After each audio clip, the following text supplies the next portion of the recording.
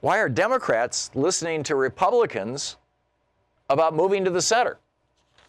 I mean, you've got Republicans out there who, and you see them on TV all the time. If you watch, CNN or MSNBC or the weekend political shows on the big networks, you see these Republicans very thoughtfully, particularly the Republican commentators. Many of them don't even call themselves Republicans anymore, and they'll just say, "Whoa, the Democratic Party is going way to the left. Medicare for all? Are you kidding? That's extremism."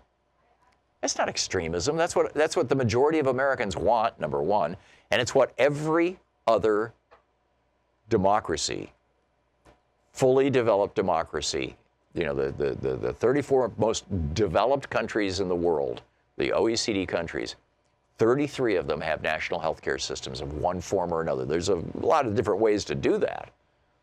But they all agree that health care is a right, not a privilege. Only the United States do we say that health care is a privilege, and if you want it, you have to buy it. You either have to pay out of your pocket or you have to buy it through a bunch of gangster banks who call themselves health insurance companies. We're the only country that does that. There's a fascinating conversation with a Clinton era.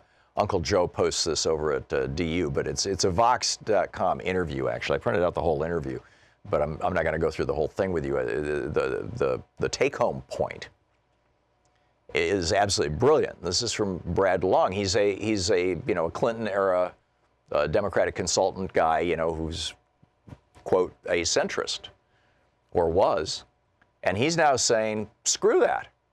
Enough already. We've tried to be the nice Democrats in the middle now, through the Clinton presidencies and the Obama presidency. And what did it get us? Nothing. We thought we could bring the Republicans in. We thought we could work collaboratively with them. Bill Clinton did away with welfare as we know it. He said the era of big government is over.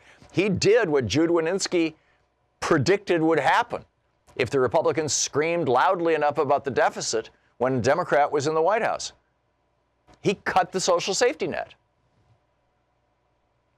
Did the Republicans applaud him? Did they say something nice? Well, here's the quote. He says, Barack Obama rolls into office with Mitt Romney's health care policy. Remember that? Romney Care? This is, Obamacare is virtually identical to what Massachusetts did when Mitt Romney was governor. Okay. Barack Obama rolls into office with Mitt Romney's health care plan, with John McCain's climate policy. That was cap and trade, right? And it really wasn't even John McCain's. It was really George Herbert Walker Bush's. He did it back in the 90s when he was president, this whole cap and trade program with sulfur dioxide to stop acid rain. And it worked, by the way. But nonetheless, Barack Obama rolls into office with Mitt Romney's health care policy, John McCain's climate policy, and Bill Clinton's tax policy, and which is just slightly increased taxes on very, very rich people, right? Just slightly. Yeah, there was 2 or 3 points. And, of course, the Republicans predicted the world's going to end. Actually, it helped the economy in both cases. But it was just this little tiny thing. Bill Clinton's tax policy and George H.W. Bush's foreign policy, DeLong notes.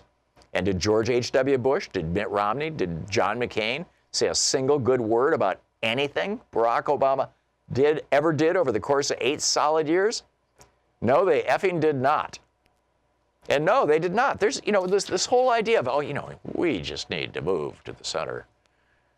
I think that we need to move to where the American people are as a party. The American people want higher taxes on really rich people. They want the big banks to be broken up. They want the big corporations and the big monopolies broken up so that small family-owned businesses can once again survive in small-town America and in neighborhoods in big city America. They want to be protected from coal power plant pollution and not have arsenic and lithium and other poisonous stuff in their water.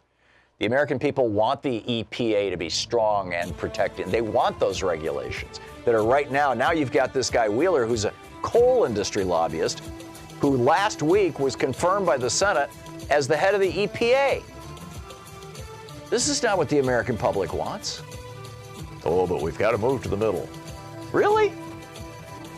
But in any case, what's it going to take for Republicans to say enough?